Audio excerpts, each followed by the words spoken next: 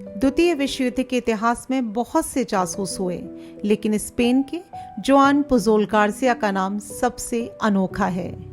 Joan कोई प्रशिक्षित जासूस या सैनिक नहीं थे, बल्कि एक मुर्गी पालन केंद्र चलाने वाले साधारण व्यक्ति थे।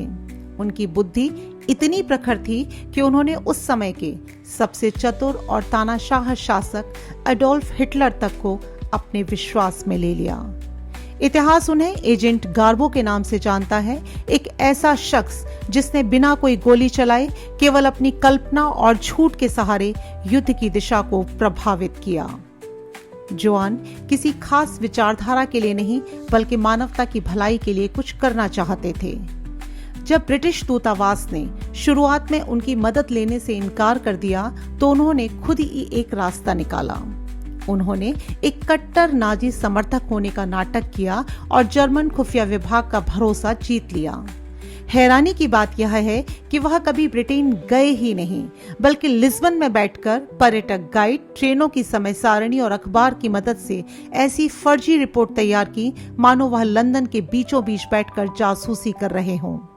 उन्होंने हिटलर के अफसरों को यकीन दिला दिया कि ब्रिटेन में उनके पास 27 जासूसों की एक मजबूत टीम है, जबकि वे सभी केवल जोआन की दिमाग की उपज मात्र थे। जोआन का सबसे बड़ा कारनामा 1944 के डी डे आक्रमण के दौरान देखा गया। उन्होंने अपनी चतुराई से हिटलर और जर्मन कमांडरों को इस कदर भ्रमित कर दिया कि उन्हें लगा मित्र देशों का मुख्य हमला नॉर्मंडी में नहीं, बल्कि पास डी कैलाइस में होगा।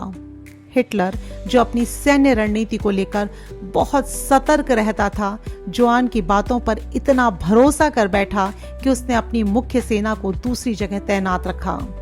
जहां तक कि जब असली हमला नॉर्मंडी में शुरू हो गया, तब भी जर्मन सेना वहां नहीं पहुंची, क्योंकि उन्हें लगा कि यह सिर्फ उन्हें गुमराह करने के लिए एक छोटा सा दिखावा है।